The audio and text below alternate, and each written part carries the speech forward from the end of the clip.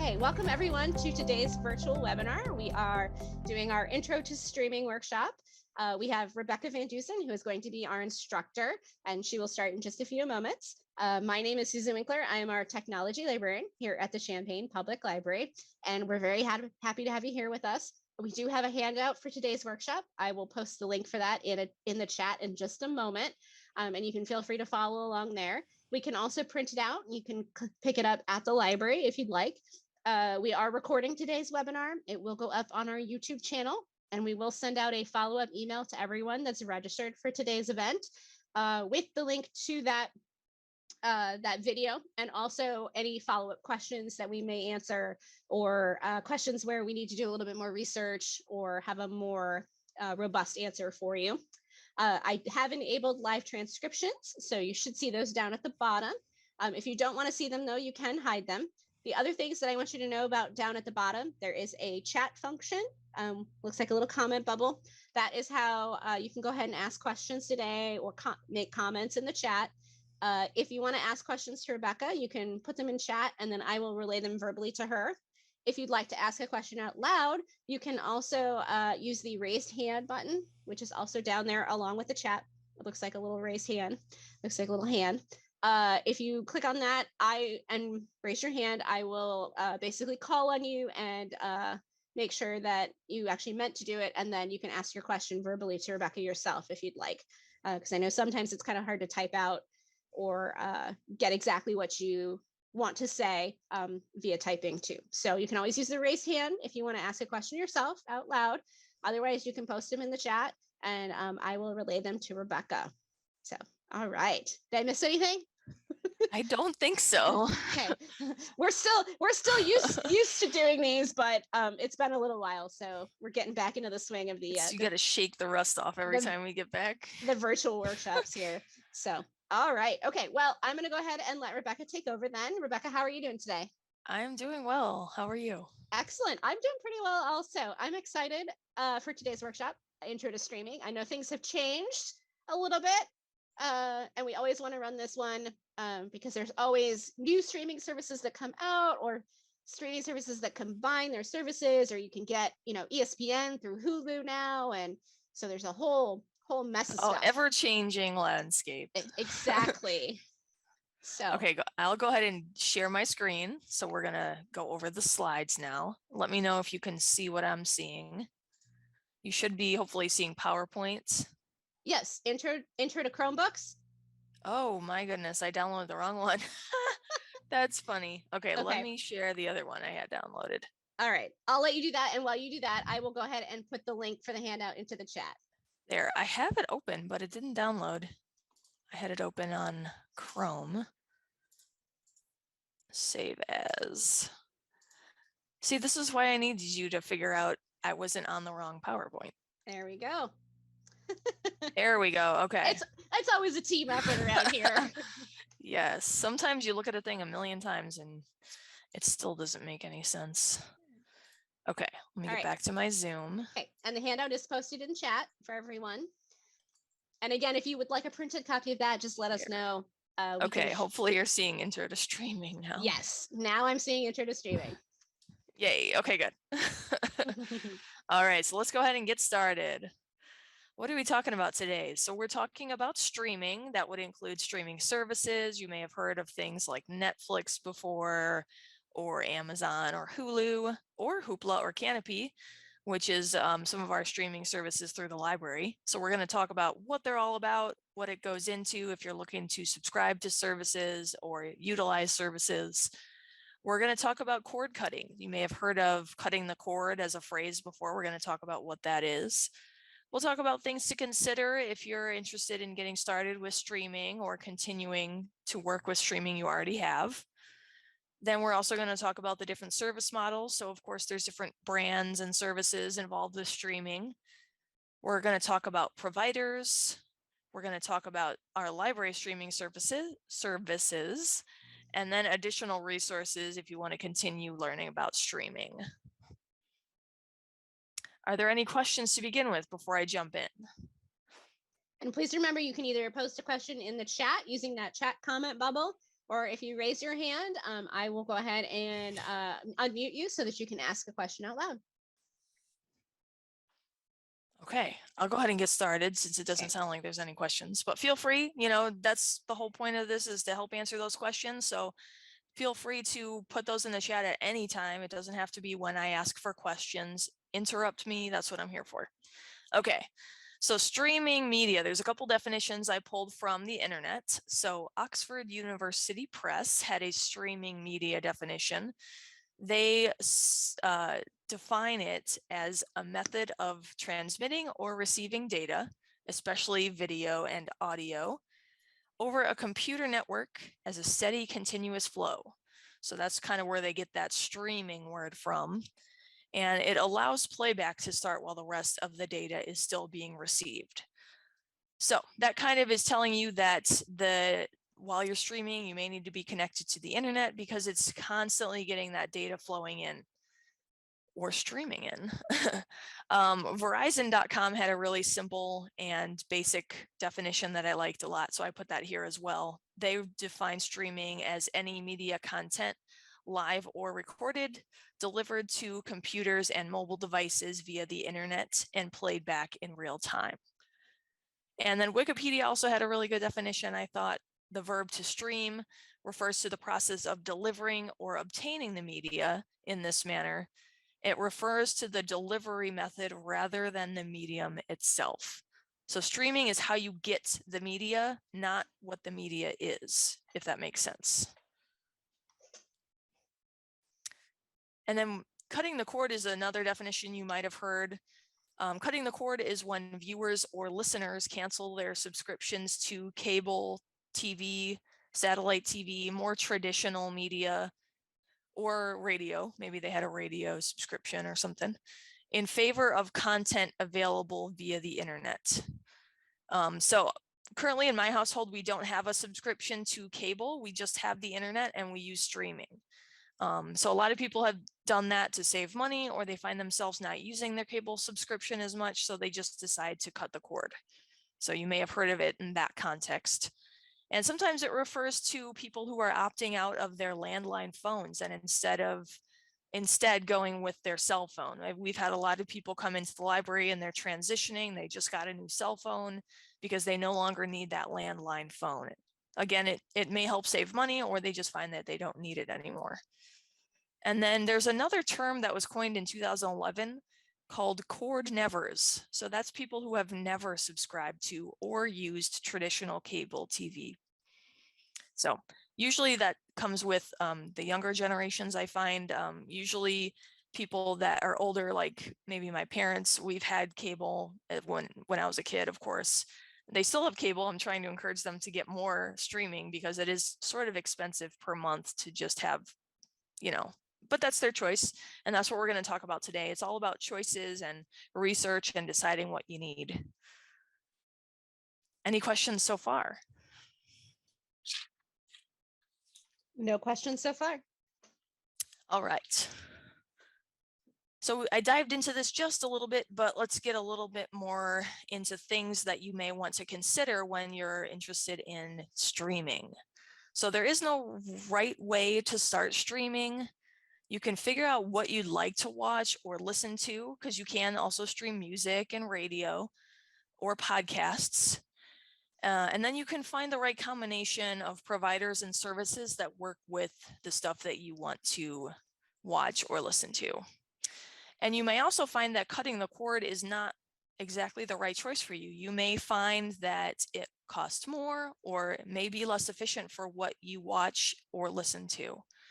So you may find that you have a combination of cable and streaming that is very, very common. My parents have cable still, but they also have a couple of streaming services that they've subscribed to, just because, they want that extra content that they may not be able to get on cable.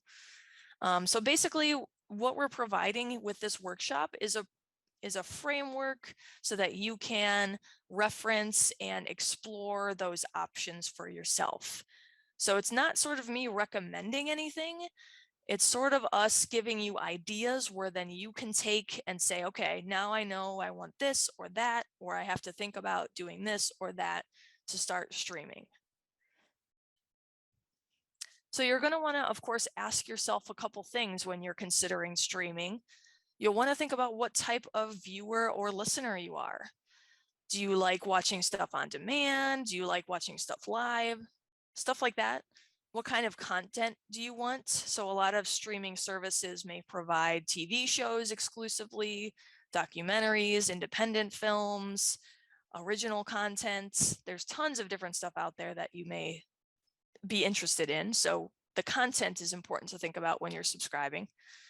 And what kind of equipment do you need? We're going to talk about this a little bit as well. So you probably, if you have an older TV, you'll need to get maybe upgraded equipment, or if you have a newer TV, we're going to talk about how to do streaming through there. And then you're going to think about what internet service provider you currently have, and will it get you the streaming capability that you need to watch or listen to what you want. We're going to talk about that as well. And then, of course, you're going to want to think about costs versus what you get. So if you're paying X amount of money per month, is that worth it to you with what they're providing? We're going to talk about a little bit more. So when you're considering yourself as a viewer or as a listener, you may think of things like, what type of content do you like watching? What are you interested in? So are you interested in specific shows or sports or news? There are certain streaming channels that are based with sports. Susan had mentioned earlier that ESPN was one. ESPN does have a streaming channel. A lot of streaming channels are also bundling a lot of sports with them as well, because in my experience, I find that a lot of the sports things, whether they be packaged with cable or with streaming, are a little bit expensive. So I think what they've done is they've started realizing that if they bundle these things, that more people are likely to subscribe and then be able to enjoy the things that they like to watch. There are also news streaming or streaming channels. So I think, I know with NBC, they have their own streaming channel, and I think you can stream news on there. I've seen other news streaming like with CNN. A lot of them, of course, do require a subscription, but some of them are free with ads. And we're going to talk a little bit more about that. And then you'll also want to think about commercials. So a lot of streamers are free from commercials, but a lot of them are not.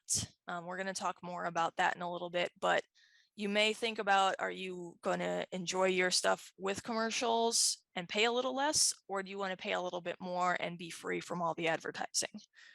And then with streaming, especially with stuff that's already been aired on TV, you'll want to think, are you okay with catching episodes later than they premiere live? I know, especially with some of the water cooler shows that are really going viral, you may want to be in the know and not have to be spoiled or anything like that. And I know with a lot of streaming stuff, you may have to wait a couple days, 24 hours, maybe even months to see the stuff that has just come out on live television. So that's also something to consider. There are services where you can watch episodes live, so that's something also to consider. You'll also want to consider your screen size. So a lot of streaming services are available, of course, on your smartphone or on your tablet through the apps that you can download. But there is also a way to get those on your big screen. So a lot of the TVs will let you download apps to watch on that big screen. Personally, I like to have stuff on my TV. I don't want to be hunched over my phone or my tablet, especially if I'm at home trying to relax. So that's something that I think about when I think about streaming. And then, are you considering where you want to watch? So are you interested in being able to watch it anywhere, or specific locations like your home? With certain streamers, you are able to download content and watch it later, maybe in a location that doesn't have internet. Or are you okay with just being tied to your internet connection at home? So that's something to consider as well. And we're going to talk about some of those services where you can download to your device, including one at the library.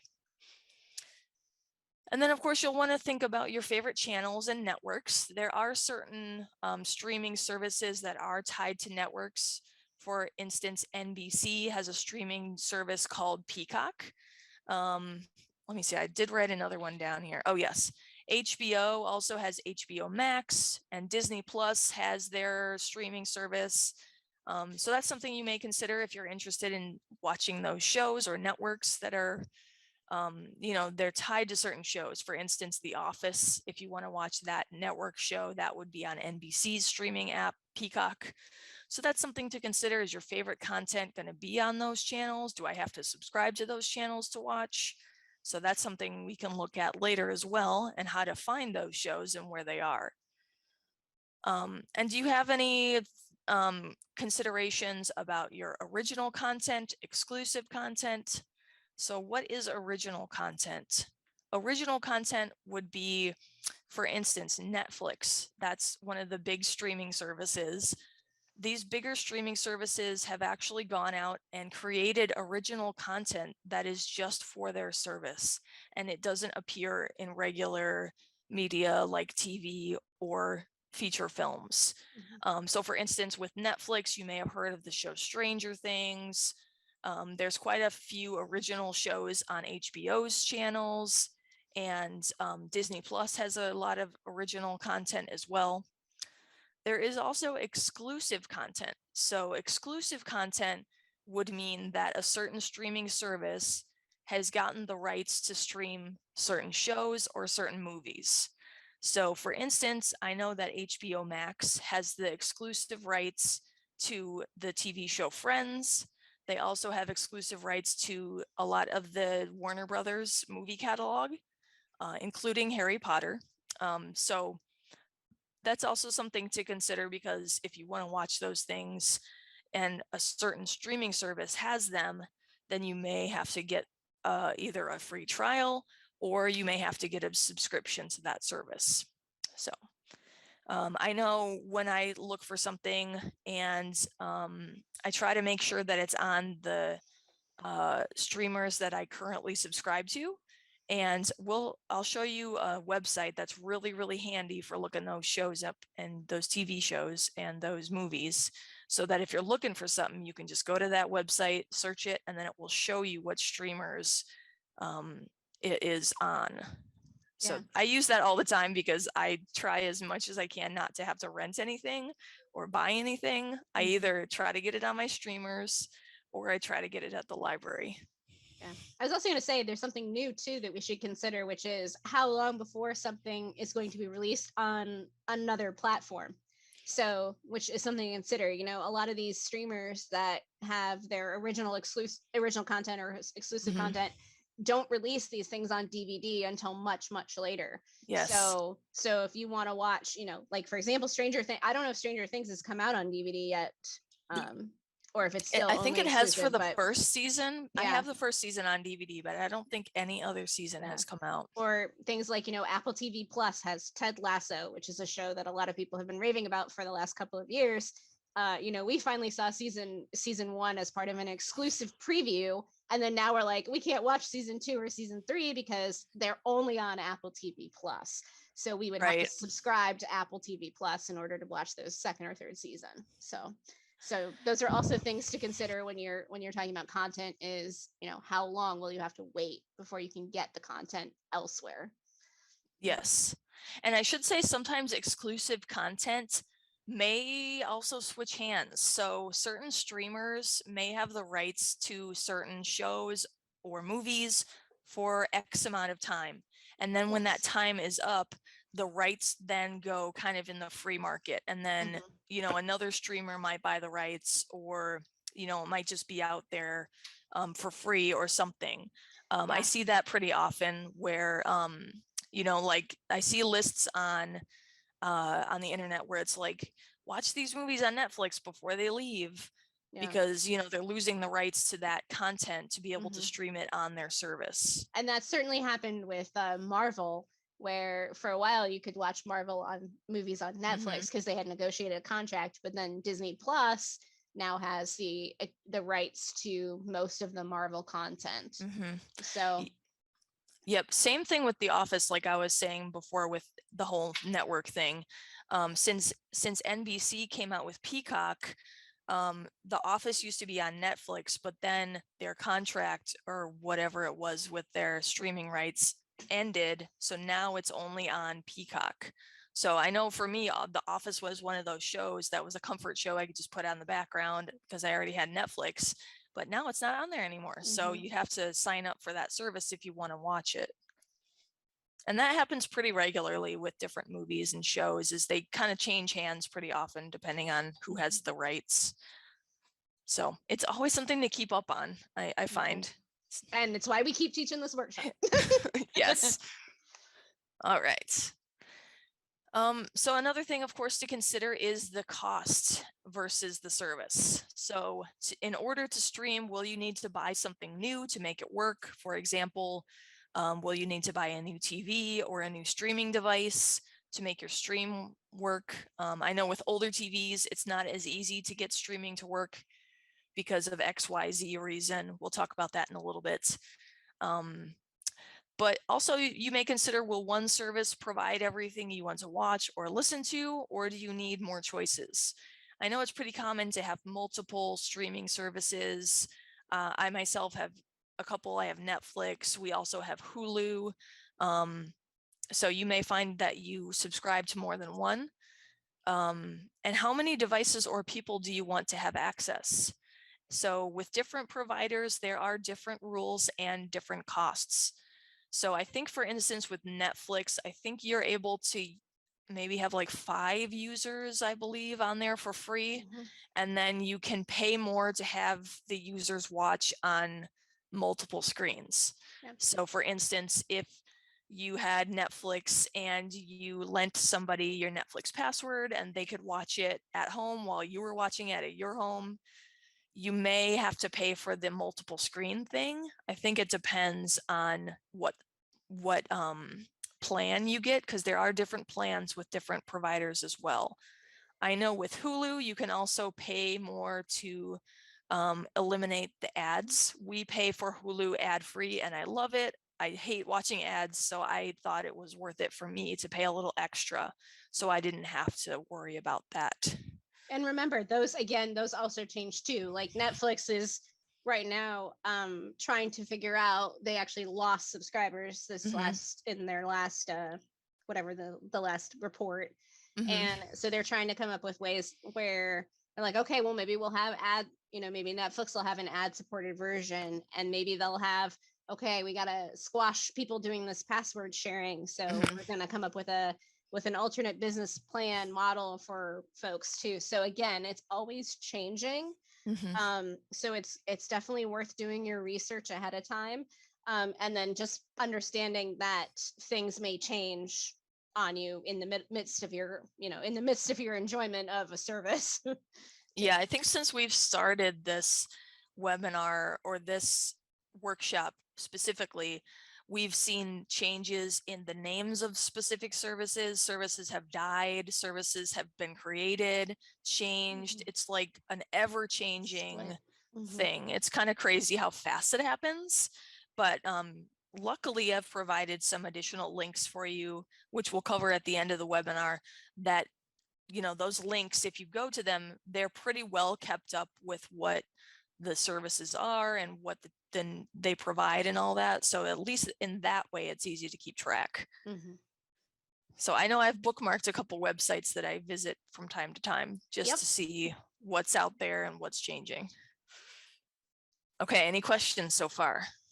And I'll just make the comment here too that once we've shared some of these resources with you, you can always come back and take this workshop a second time if you want a refresher, or if you want to know what has changed since the last time you kind of investigated it, because I don't see this class going away anytime soon. No.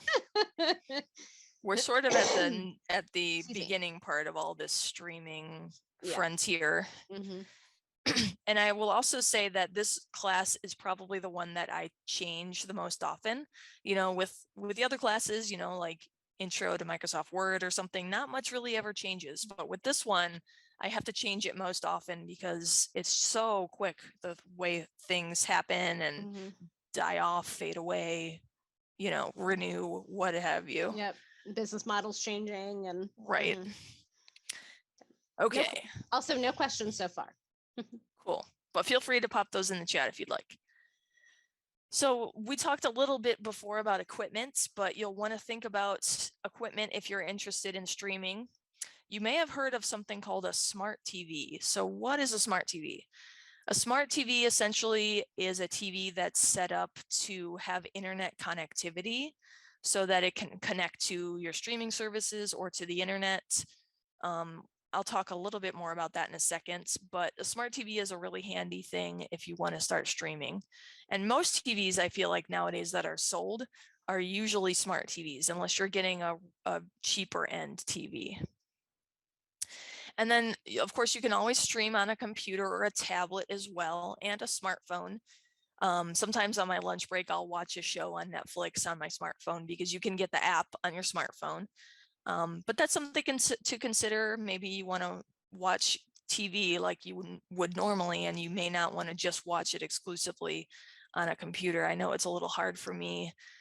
If we're at home, we don't want to be hunched around a laptop computer. It's nice to have it on the big TV, and then you can really enjoy the experience.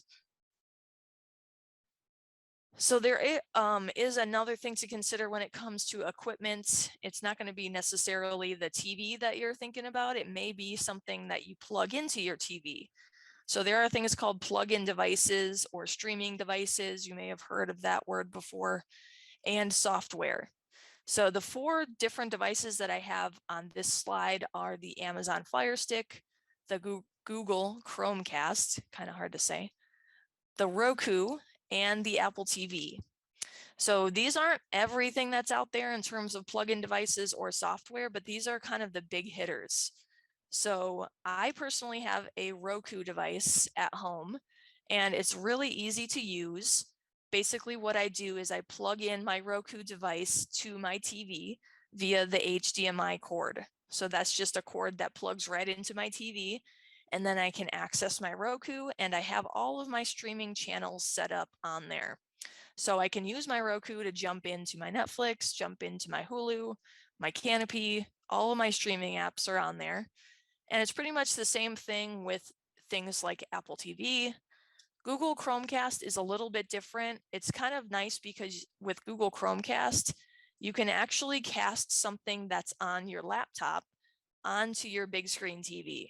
So maybe you were scrolling a website or streaming something, anything really that's on your computer, you should be able to cast it. Casting it is another word that you may have heard before. Casting is just basically mirroring your computer screen onto your big screen TV. I think, Susan, you have a Chromecast, right? Mm-hmm. We do. And yeah, I find it really nice because you can do more than just access your streaming channels. You can cast things like an internet page or a software, in my understanding. Rebecca, are you okay? We have a raised hand, so I'm going to go ahead and check and see if they have a question. Sure. So, okay, so I'm going to go ahead and tap allow to talk, and ask to unmute you. So if you unmute yourself, then you should be able to ask your question out loud. Okay. Can you hear us okay?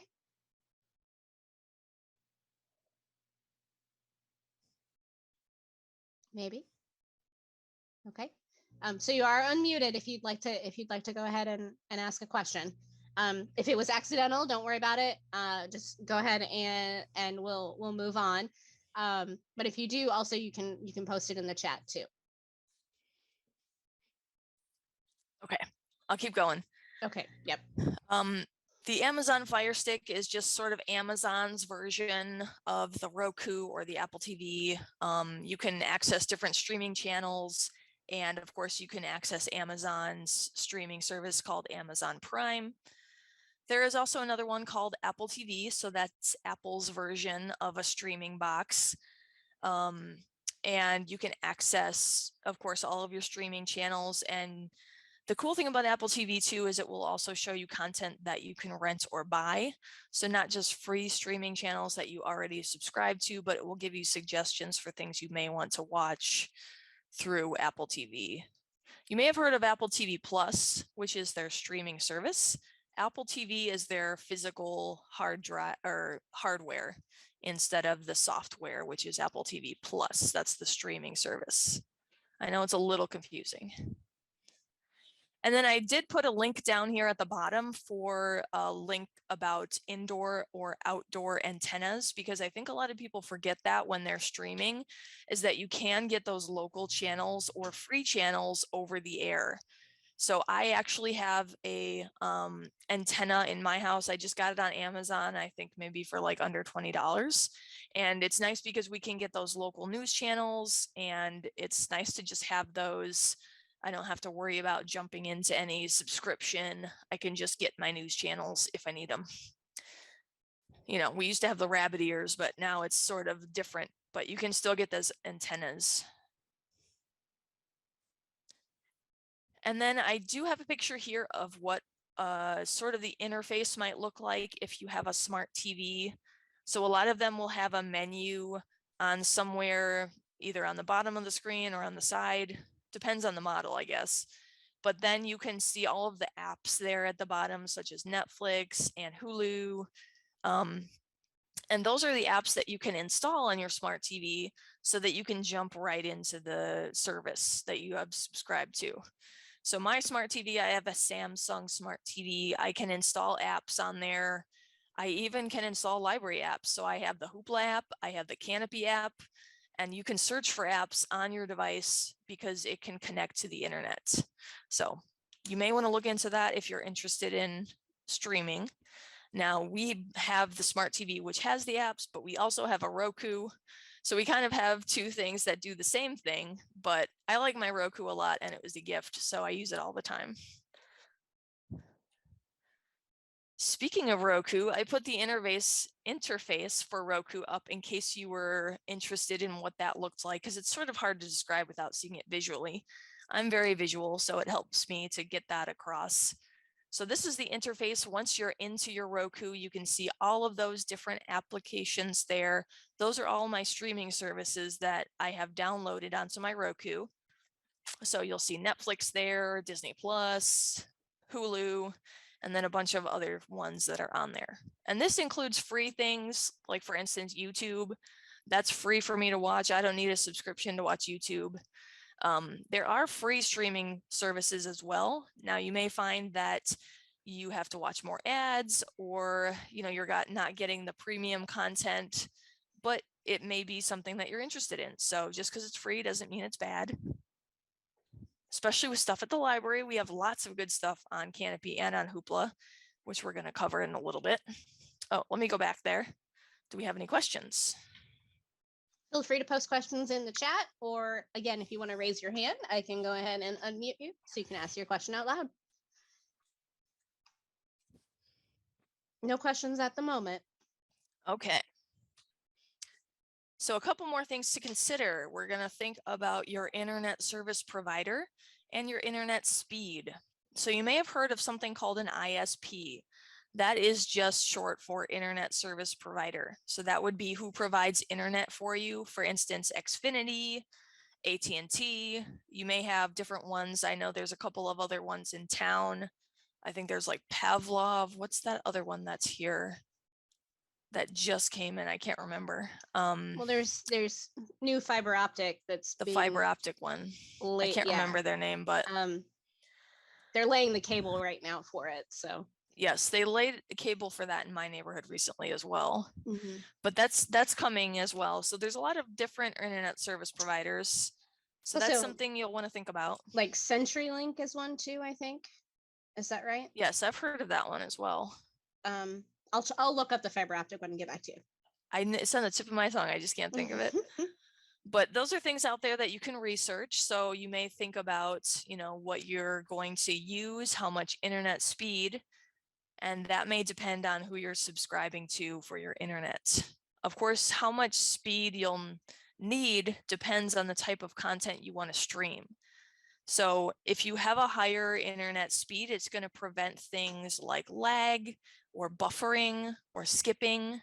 If you have that higher speed, it's going to make your streaming smoother, and you're not really going to notice any difference than you would notice with a regular TV subscription. So, Rebecca, I think it's called i3 broadband. That's it. You got it. Yeah. That's the one that came into our neighborhood recently. Mm-hmm. So let me explain kind of what buffering is. Buffering, you may have heard of that before. It's when the video or audio you're streaming stops for a short or extended period so that it can download more data.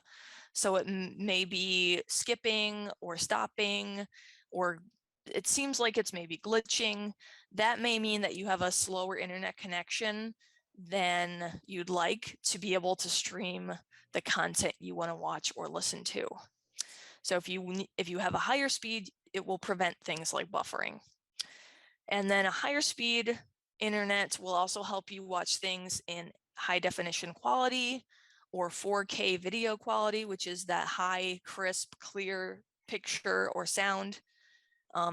So usually for the most part, if you're thinking about speed, it's going to be measured in megabits per second. So 9 megabits per second would be required for 4K, 4 megabits per second for high definition, and 2 megabits per second for standard definition. So I'd say probably for the most part, if you're watching live TV or you're streaming something, it's probably going to be in HD quality. If it's in SD quality, it might look a little bit lower quality. And then 4K is that really nice, clear, sharp, vibrant colors. That's, I would say, the highest quality that's out there right now is 4K. It used to be 1080p and then it upgraded to 4K. And I think it's probably even more now. I don't know. I had to look into that. But anybody have any questions about ISPs? Yeah, so Rebecca, we do have a question about how much speed do you need? So again, that would depend on what you're streaming. So if you're streaming a lot of high quality video, if you're doing a lot of things online, gaming maybe, if you have a lot of devices that are streaming at the same time, you'll probably need a higher speed. It really just depends on your use. And we're going to talk about how to measure your current internet speed in just a second. But I think usually for the most part, a lot of plans, I think for internet are usually like the low plans are, I think around 15 or 25 megabits per second. And then they go up from there. The last time I looked. Now that could be different now, but I don't think I've ever really seen anything under 10 that you pay a low price for. Mm-hmm. Correct me if I'm wrong, Susan. No, that's about what I've seen so far too. Mm-hmm. Okay. And yeah, of course, if you want a higher speed internet, you're going to be paying more monthly for that. Mm-hmm. And it all depends on who you're subscribed to as well, because the prices are different from company to company and service to service. Any other questions? And we will say too, it also, excuse me, it also depends on if you've bundled things together. So if you bundle your internet with, like, say you still have a landline phone and you bundle, you know, you have AT&T for both your home phone and your internet, or you bundle, you know, Xfinity cable with Xfinity internet for streaming and things. So bundles do exist, where you can get a discount to have more than one service with a specific company. Yes. So it does pay to do your research. Oh, yes. It pays you back, I should say. And there are copious reviews online. I think Consumer Reports have reviews. Pretty much any of the reputable technology websites or magazines will probably have a review that you can look up. But yeah, doing your research is going to help you in the long run. Okay, unless there's any more questions, I'm going to move on to the next thing. No more questions. Okay. So I'm going to do a demonstration next, and we're going to demonstrate how you test your internet speed wherever you are. So let me go ahead and stop my share, and we'll open up the internet here. Let me share my screen. This is a particular website that Rebecca has picked, but your internet service provider may also have you test your internet speed by having you go to a specific site that they tell you to go to. Yes. Okay, so we're going to go first to Google, and we're just going to Google internet speed test, because like Susan was saying, there are a lot of people that offer this as a part of their site, or there's individual websites that will offer the service. So I'm just going to Google internet speed test. Oops, if I spell it right. There we go. It already autofilled for me. I'm going to hit enter. So the one that I had on the slide was speedtest.net. That's one that we use for the demonstration, but there are tons of other speed tests out there, including this one that comes up when I Google internet speed test. And this is through Google. If I were to click this run speed test button, that would run a speed test. But first I'm going to go to this speedtest.net, since that's what I had as an example in the slides. So speedtest.net is going to tell you a couple things when you get onto their website. So first, of course, I see a million different ads, but in the center here, I have this button that says go. So if I click on go, that's going to go ahead and measure my internet speed. And this is the internet that I am currently connected to here at the library. So it may take a couple seconds for it to get your exact speed. And of course, this will also vary by time of day and a location. Okay, it's got the download speed, and now it's going to do the upload speed. So I'm currently at 176.21 megabits per second. And again, remember when I said that HD video required 9 megabits per second? So I have more than enough speed here that I can watch something in HD quality, probably even in 4K quality, and not experience really any problem. And then it's also going to tell me where my server is. So it looks like my server is Volo Broadband in Urbana, and it's the Illinois Century network here. So again, yours may look different because you may be measuring the speed at your home or wherever you're currently watching this. And your server might be different too. You may be connecting to something different than we are here at the library. But let me go back to Google when I did that Google search there, because if I do run speed test, that's going to give me a different speed test that's through the Google's website. I guess they have their own one that you can just pop into. And it looks like my speed is a little bit different than what it said on the speed test one. It looks like the download speed is different, but the upload speed is more similar to the one we just saw. And it looks like this is saying the server is in Chicago, so I wonder why that is. Interesting. But yeah, like Susan was saying before, if you're experiencing connectivity problems and you call your ISP, they may have you run an internet speed test. So again, you can always Google internet speed test and then pick the one that you would like and test your speed. Now they may give you one, for instance, Xfinity has their own speed test, Verizon, most of the ISPs will have a website that they direct you to, but also just know that you can do another one that's not one they recommend. Just, you have options. So I use that every once in a while, especially if I notice my internet, is not up to where it usually is. I'll run a speed test and see if something's going on. Because then if it is, then I'll have evidence and I can go from there. Any questions about internet speed test? No questions at this time.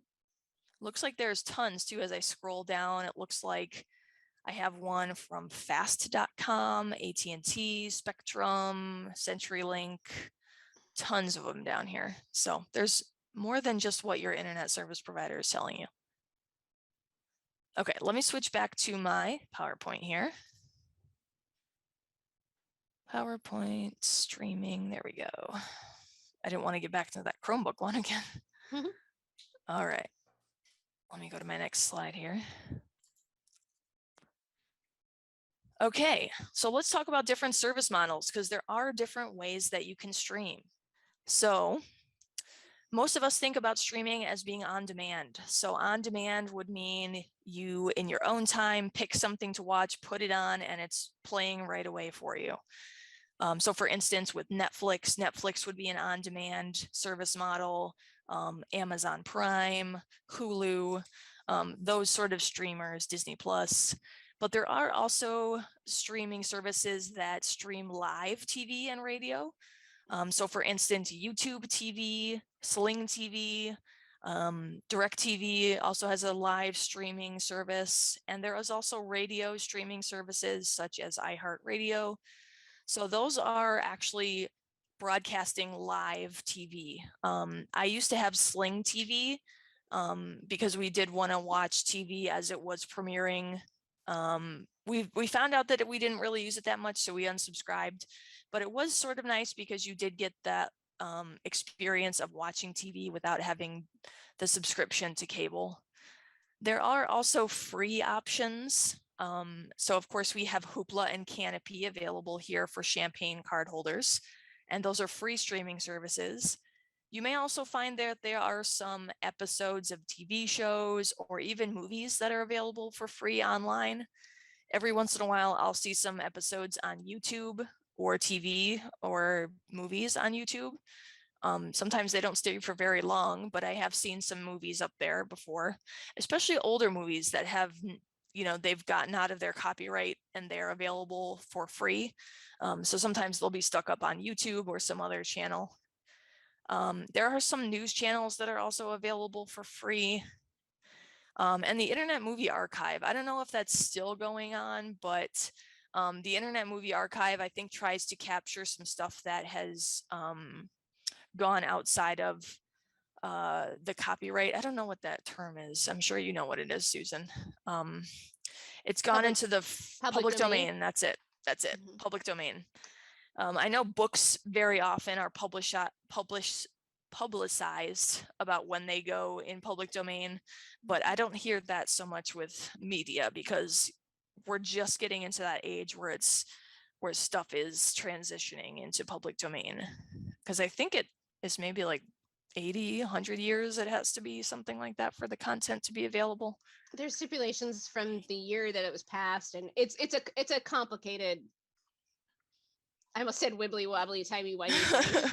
It is though. Because it is. I mean, like Winnie the Pooh.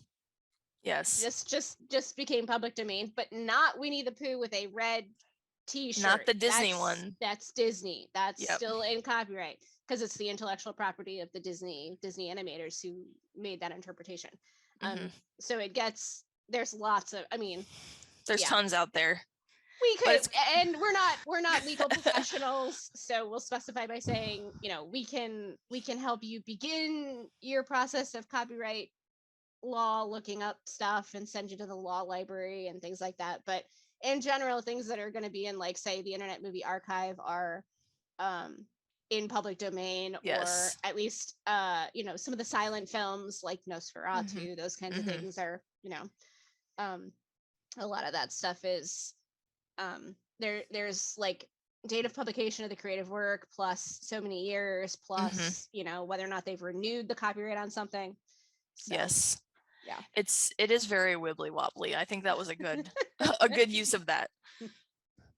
And I also should say that many streaming services are subscription based, especially those ones that are on demand or that stream live TV and radio.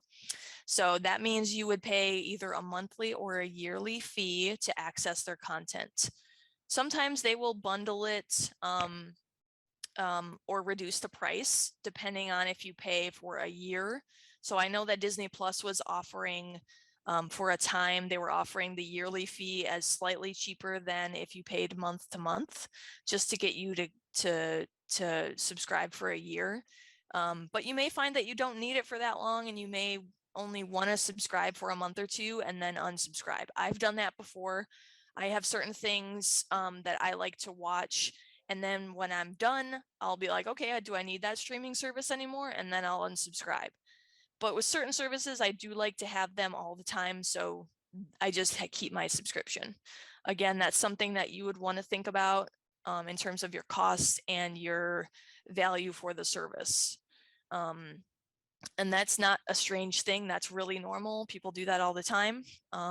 So pretty much anything is an option in terms of how you want to pay for or how long you want to access something. But some services also offer the option to rent or buy content. So for instance, if you go onto Amazon Prime, I've seen a lot of stuff on there that you can rent or you can buy. And there, of course, is their free content as well if you're a subscriber. I guess technically it's not free if you're subscribing to it, but it's free if you are a subscriber. So that's also something to think about. It's just like renting would mean that you would rent something maybe for $3.99, and then you would have access to it for X amount of hours or days.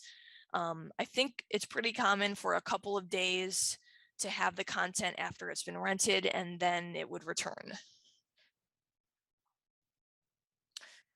And there are tons and tons of different streaming services out there. And this list that I have here is not even everything. There's tons more.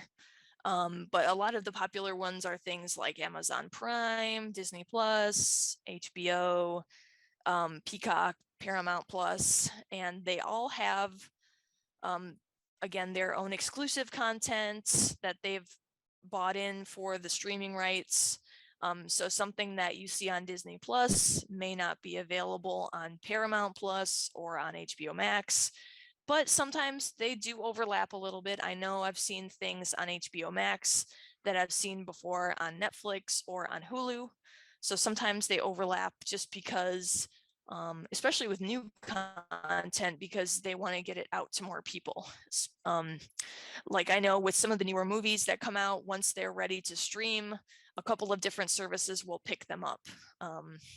I've seen that before. And of course, like we were saying before, these do change.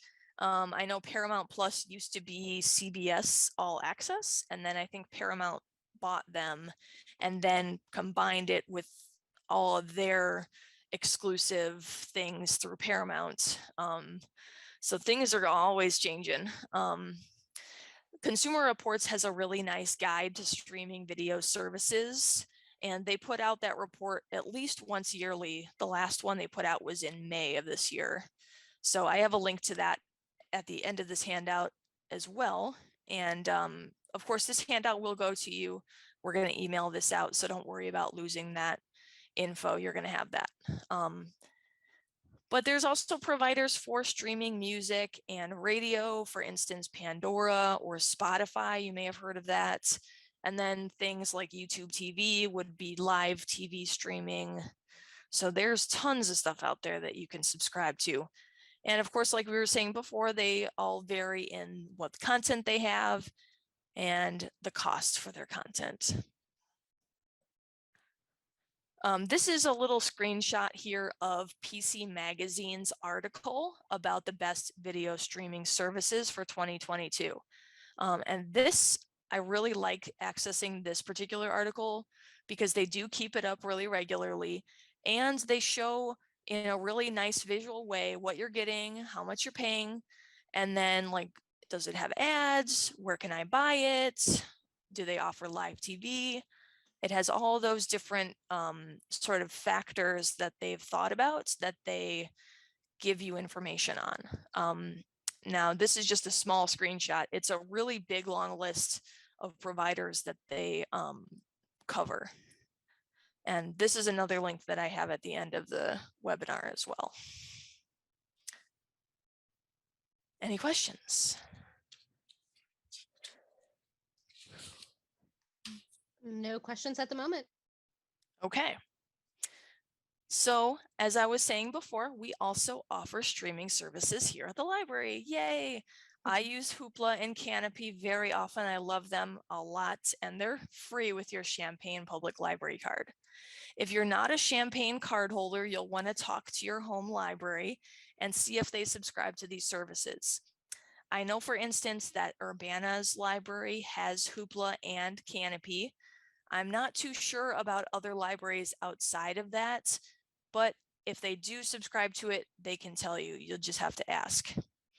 And I also recommend, if they don't have it, to badger them to get it, because a lot of libraries, if they hear from enough of their patrons, they may end up subscribing to these services. I love them, and I think everybody should have access, but I can only do so much. So with Hoopla and Canopy, each of the services allow you to check out 20 titles per month. There are slight differences in each of them. So Hoopla, if you check out, you can check out ebooks, audiobooks, comics, music, movies, and TV shows. With Canopy, you're just going to get streaming movies, TV episodes, documentaries. And the main difference between those, I would say, is that Canopy, you have to have an active internet connection. You cannot download things and watch them offline. Hoopla will allow you to do both. It will allow you to stream titles over an internet connection, or you can download them to your device. So Hoopla is really nice if you're maybe traveling somewhere and you don't have internet. Maybe you're on a plane, maybe you're in a car. You can download an episode or a movie or music or whatever, and you can listen to it without an internet connection. And then I just have the times for the checkout. So if you want to watch movies and TV, you're checking out for 3 days. Everything else is 21 days with ebooks, audiobooks, and comics. And music is 7 days for the checkout. With Canopy, the items will check out for 72 hours. So after you borrow it, you have 72 hours before it returns itself. And what's nice about these services as well is there are no fees. Of course, they're free with your library card, and there's no waiting. You don't have to put yourself on hold. You don't have to wait till it's available. You can check it out right now and watch it right now. So I guess it would be an on-demand service. Unless there's any questions about Hoopla and Canopy, we're going to talk about a website that I love to use, which is called justwatch.com. No questions in chat. Okay. I should also say that we have, let me go back here. We have a class on Hoopla and Canopy. We just held the one in person, but the good news is if you missed that, we have it available on our YouTube channel. We have the webinar that was recorded, I think, a couple months ago. And you can watch that on our YouTube channel. If you visit champaign.org/YouTube, you can get into all of our tech workshops, including the one for Hoopla and Canopy. Okay. Yeah, I just finished using Hoopla while I was on vacation, and I was working my way through a TV show. And so I downloaded, checked out the episodes, downloaded them to my device, and then watched them on the airplane. So. Yep, I did that too. I downloaded like 3 or 4 things when I went on vacation in May. And it was nice because I had a couple things to pick from, and I didn't have to, worry about if I was connected somewhere. I could just have that as an option. Yep. Okay, so let's do the next demonstration of justwatch.com. So justwatch.com is a really great website to determine what streaming service might have the content you'd like to watch. So let's go ahead and I'm going to share my screen. I also have the app for justwatch.com. Where's my mouse? My mouse disappeared. Sorry, bear with me. Huh. It's like paused in the middle of the screen and I can't do anything. Oops. Oh, there we go. Okay, I got it. Technical difficulties. Okay, let me go ahead and go to justwatch.com. Okay, I hope you're seeing my screen there. Yes. Let me blow it up big so I can see it. Okay. So again, justwatch.com is a really great site. Maybe you're looking for a movie to watch, or you're searching for something to watch. You can browse their site, or you can search for a specific title that you're looking for. So once I'm on justwatch.com, I can either search up here in the top corner where it says search for movies or TV shows, or I can click this big yellow button here that says discover movies and TV shows. So I'm going to click the yellow button first. So this screen now, you'll see all of these titles that will come up, sort of what it looks like when you're in something like Netflix or Hulu. It will have all the covers for everything, posters and all that. But what it's doing here essentially is it's consolidating all of your streaming services onto one page so that you can browse what's available. So for instance, up here at the top left corner here, under where it says movies and TV shows for you, I have 3 little icons here. So these are the streaming services that I subscribe to. So what's populating down here is what's available. So I can go, I don't know what to watch today. Why don't I just go on Just Watch, and I can browse and see what I may have on my services that I can pull up and then watch. So it's kind of nice, especially when you're not sure what to watch, because of course you can search for something specific, but if you just want to browse or you're not sure, you can kind of look on here and it will show you what's available for what you already subscribe to. So I have Netflix, Prime, and Disney Plus, but if I click on the little plus button here, I can add even more, including library services like Hoopla and Canopy. So let me type in Hoopla. I just love that it has Hoopla and Canopy on here. And then I'm going to type Canopy. And we should say Hoopla and Canopy also have the same situation that other streaming services do, where there are things that leave those services too. So yes, just because they're library services doesn't mean they aren't subjected to the same kind of contracts that the other services are. So yes, I think there is also something on Hoopla that I may have seen before that said leaving soon or something like that. Yes, and they do have I know they have one that's like new to Hoopla. So yes, you know, things that they've gotten. I like browsing that one. Yeah. Okay, so now it's generated the list a little differently because now it's also populating titles that are available in Hoopla and in Canopy. So I may see stuff that I know is on Hoopla or on Canopy that I can watch. So for instance, I think Parasite is available on Canopy. Let me go ahead and click on the cover here and get more information about what it's all about. So if I scroll down, it's going to show me here where I can watch now. So this yellow box here is showing a couple things. It's showing where I can stream it.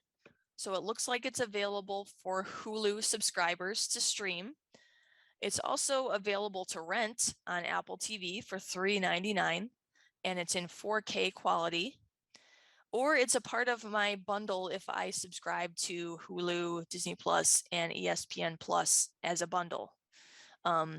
And it says subs. So subs means I have to subscribe to one of those services there. It's also going to show me that information down here a little bit farther. So it will say all of the services that stream it. So I was right. It's showing up as a Canopy, and it says free. So I think maybe Canopy offers some for free. Let me see what that is. Okay, maybe not. I think it means free because it's a library service. So that would be my guess why that's saying free. But it's also showing that Hulu that we saw before and all the options that I can rent the movie. So I can rent it from Apple TV, Google Play, YouTube. If I don't know what one of these apps, like the symbol for it is, I can just hover over it and then it should tell me the service. So for instance, if I didn't know what the YouTube logo looked like, I could hover over it and it would say YouTube. I hope that's popping up next to my cursor. Do you see that? Yes. Yeah. So I usually it's just small, but yes, but I can. It shows me that little preview of what that is. And again, if I were to click on that, it will bring me out to that service where then I could go and either rent it or log into my my service. What I usually do is I just use it as a reference. So I say, okay, I want to watch Parasite. Where is it streaming? Oh, I see it's on Hulu. And then I go on my TV and I open up Hulu and get Parasite from there. Yeah. This is also a great way to watch anything that's any older movies where you're like, oh, I could see if the library has it on DVD and go pick it up, or I could check first to see if it's available through some kind of streaming service.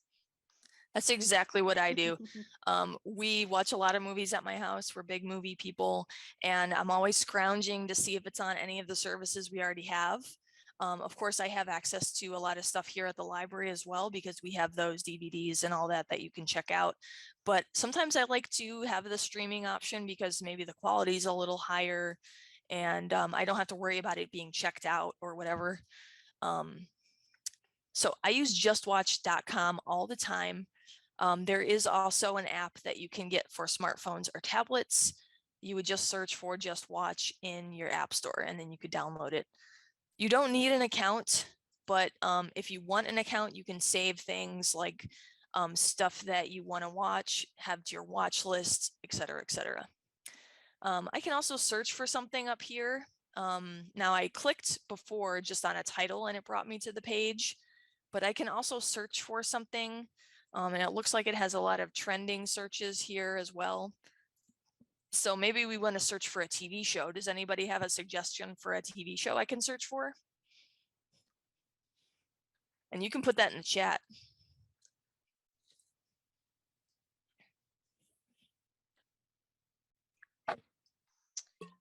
No suggestions yet. I've just been working my way through something called My Life is Murder that stars Lucy Lawless. Oh, you want me to search that? If you want. I mean, it's totally up to you. I know it's available through Hoopla, so Oh, I think I've heard of this. Okay. So as I'm searching, of course, things are going to start coming up because it's either sourcing the words or something in the synopsis of the movie. So it looks like it's coming up here on my first result. Let me go ahead and click on that. Okay, so it's really similar to that other screen that I had with Parasite. If I scroll down, it's going to show me where it's streaming. So I have the ability to watch now on Acorn TV. I can also buy it. I usually scroll a little bit farther because sometimes for whatever reason, some of the streaming stuff is not shown on that watch now menu. So I go down here to where it says stream. So it looks like Hoopla has 2 seasons. So that's something nice as well about Just Watch, is it will tell you what seasons are on there. Actually, I think it just says how many seasons. I don't think it tells you which seasons. Because like movies and other stuff that's streaming, certain services may only have the rights to certain seasons. So you may not have the rights to the newest season or the oldest season. It changes depending on the service and depending on the show. So Rebecca, we have a suggestion of looking up the TV show 24. Okay, yeah, let's do that. That's a nice one that might be able to tell you, give you the seasons example too. Yeah. Okay, so 24, that's the one with Kiefer Sutherland. Let's go ahead and click on that. So there's 9 seasons overall of the show. Okay, here we go. So it's saying Hulu has 9 seasons, so that's good. If we know that the show has 9 seasons and Hulu has 9 seasons, it seems like Hulu has the entire series. But it's also showing this service called Freevee has 8 seasons. So I wonder if we click on that, it may show us how many seasons it has. So it looks like it has seasons 1 through 8 available on Freevee, which looks like it's part of Prime Video. Oh, okay, so season 1 included with Freevee, and then you may have to have the subscription to view the other seasons. Sometimes it's a little confusing, and that's why it helps to kind of click around and see, what they're offering and what they mean by free, because sometimes it changes depending on your service. But that was a good example because it shows us slight differences in what's offered.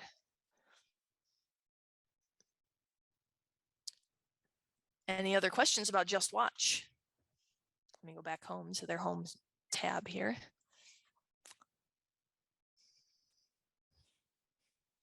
No questions in chat? Okay, cool. But as I was saying before with the renting, you'll also see those rentals that you can, let me go back down here to Parasite. Here where it says $3.99, so you'd pay $3.99 to rent the movie, and then you'd have it for X amount of days. I think it's usually like either 48 or 72 hours where you could watch the movie for that price. I think it may tell you. Let's see, view on iTunes. Okay, maybe it's not telling me with this one. Sometimes it will say you get this checkout for 72 hours or something like that. Sometimes it's not altogether obvious, or you have to check out the item for it to tell you how much it is.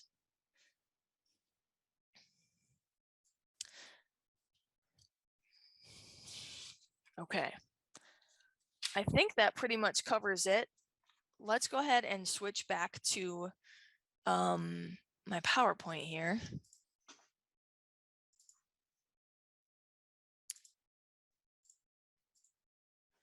And again, this justwatch.com will be in that handout that we'll send out in the email. And of course, Susan put the link to it in the chat today as well.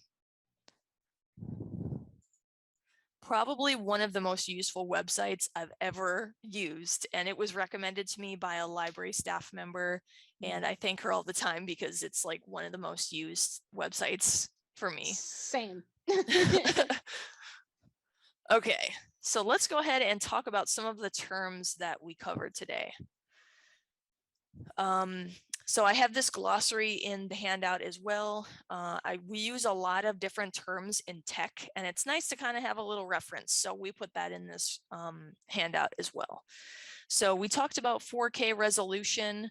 So what does 4K mean? 4K refers to the horizontal display resolution of 4,000 pixels. So I don't know really what that means, but that's pixels are the little sort of elements that make up the image quality. It's like a dot.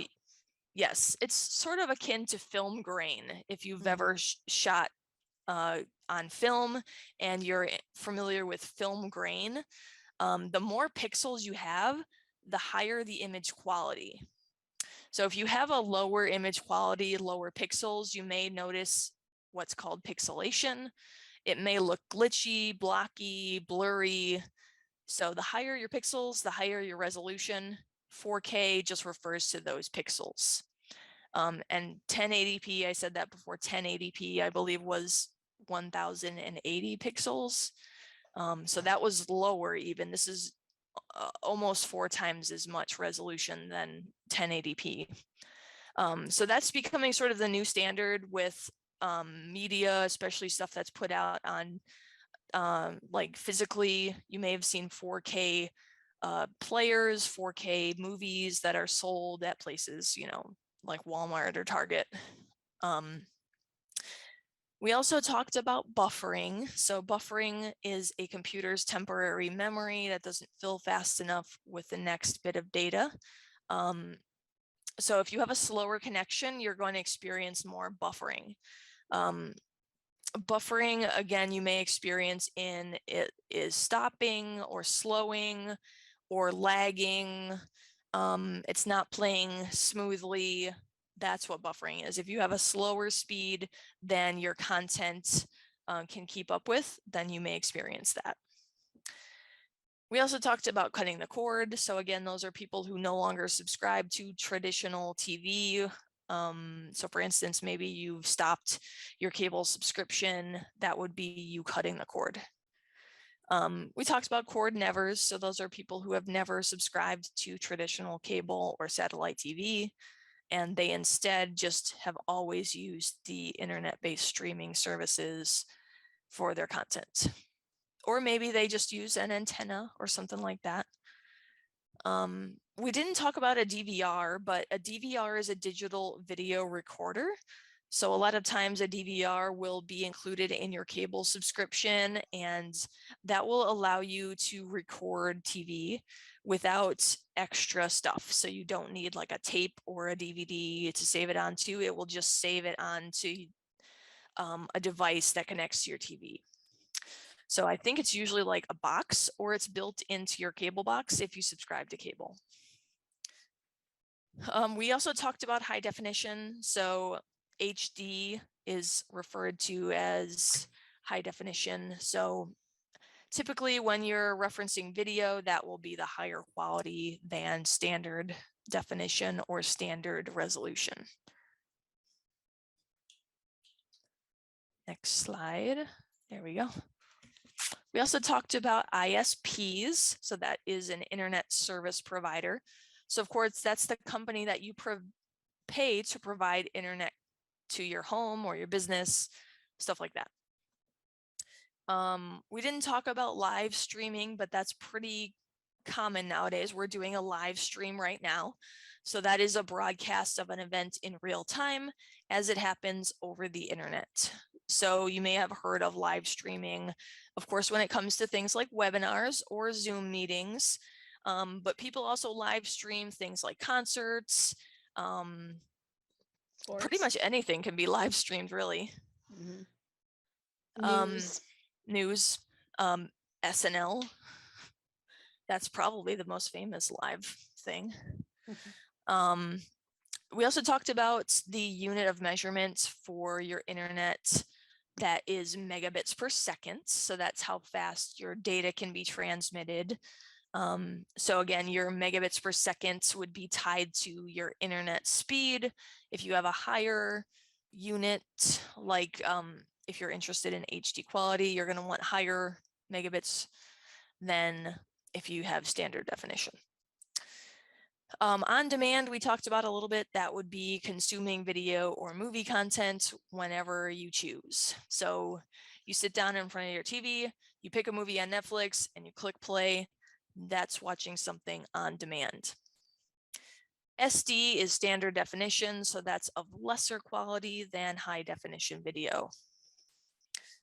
We also talked about smart TVs. So smart TV is a TV set that is integrated with internet connectivity, and it allows users to stream content without additional accessories.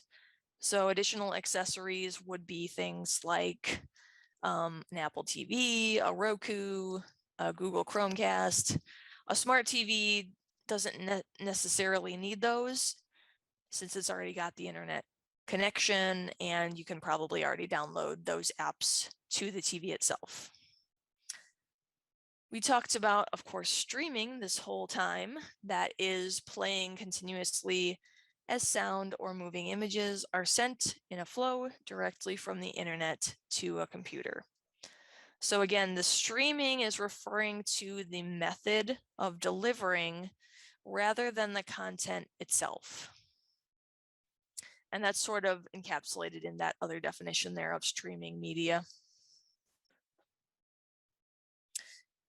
And then video on demand. So that is something that allows users to choose when they want to watch or listen to TV or movie content. I guess that's pretty much the same definition of on demand. Again, you're the one that decides when to watch. You're not beholden to when it's on TV or, a schedule of when a show premieres. You can just watch it whenever you want. That's kind of the nice thing about streaming is you're not worried about, oh man, I have to make it home from work to catch my TV show. You can just watch it whenever you want. And then we didn't talk about Wi-Fi, but Wi-Fi is also important if you're maybe at home and connecting to the internet. Maybe you're connecting to your laptop to Wi-Fi so that you can stream something.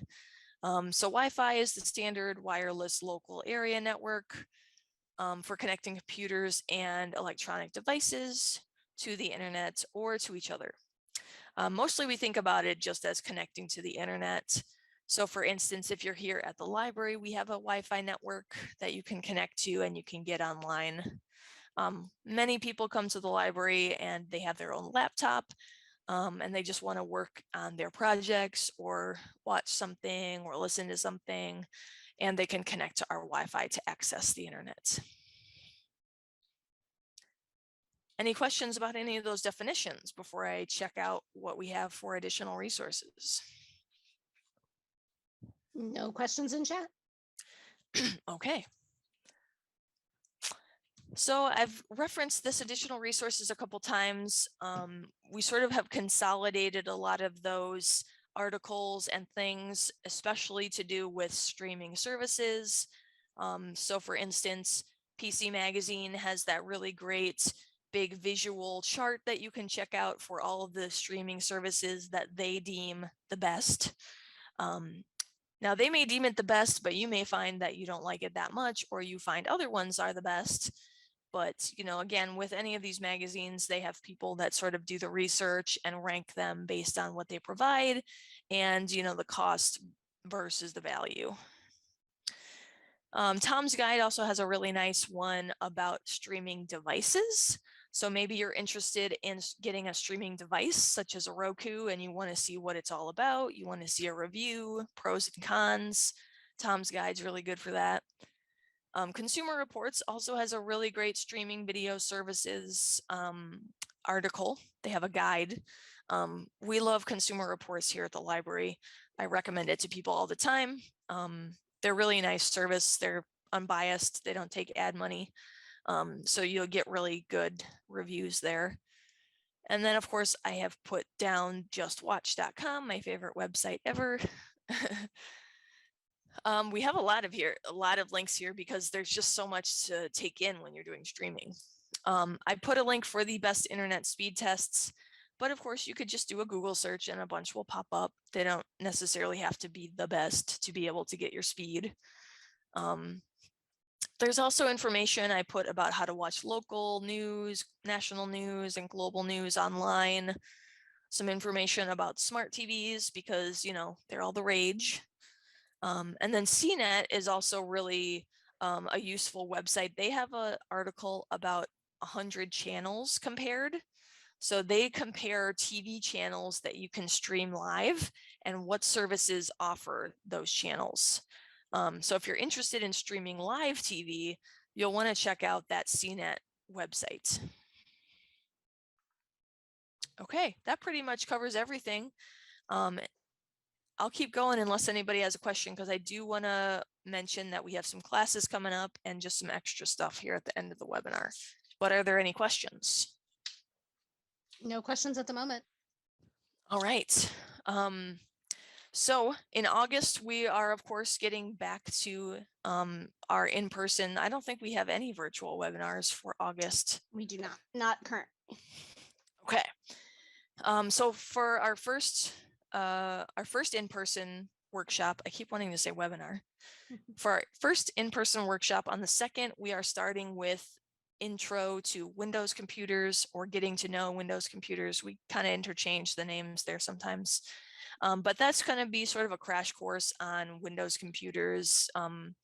It's a really nice class for beginners. If you're interested in learning a little bit more about your Windows system or device, and we will provide laptops there as well. So if you have your own, you can bring that, that's fine. But if you don't, we have one that you can work with for that day. Then we also have 2 digital file workshops that are really useful, and they are digital file organization and digital file storage. So we're going to dive deeper in how to do things like organizing the files on your computer, what considerations to make when you're storing them, organizing them, etc. Then we're also doing the Apple Computers classes. These are the first time we're holding these in person. We just have done webinars so far, but we're going to do an intro to Apple Computers as well. And then we're going to dive deeper into Apple Computer files and folders. So that'll be sort of similar to the digital file organization and digital file storage, but it will be centered around Apple Computers. So for those Apple Computers as well, we're not going to provide laptops, but if you have your own, please bring that with you that day. And then, of course, we have our one-on-one sessions that you can book here with our staff members that we refer to as book-a-librarians. And if you want to schedule one, you can talk to any of the staff members here at the library and we can book one for you. Or, of course, you can visit our website and fill out the form, and then we'll contact you after that. Of course, you can always call us or see us in person as well.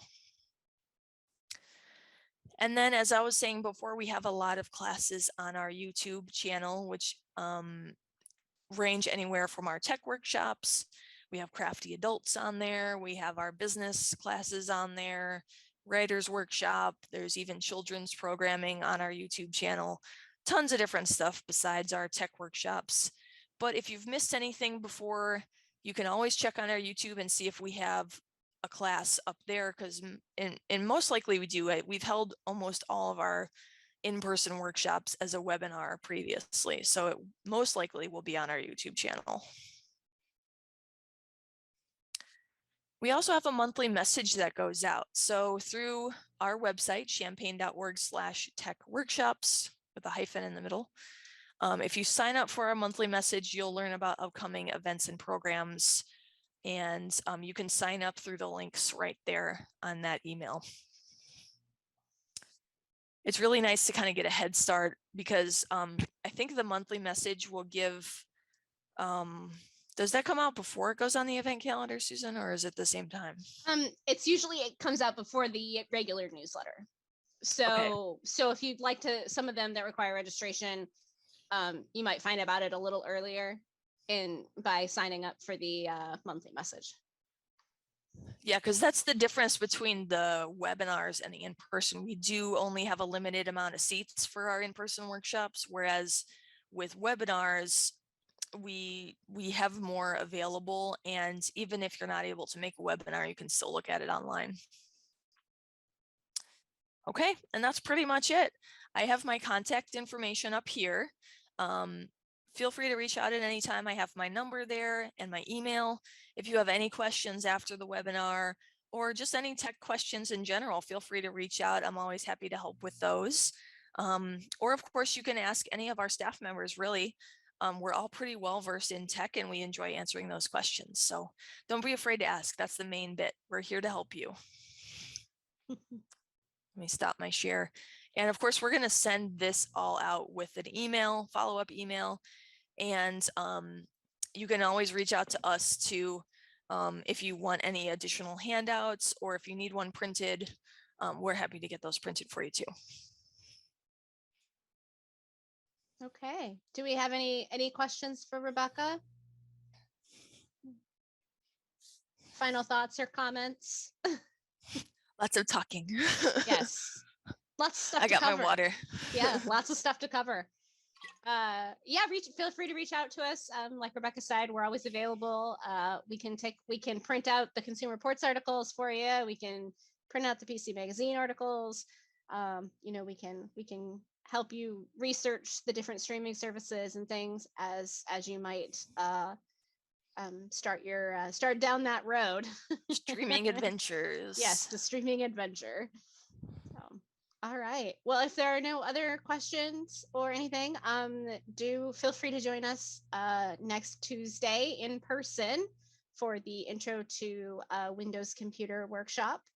And thanks for joining us today. And we hope to see everybody soon. Thanks, everyone. Bye, everyone. Have a good afternoon.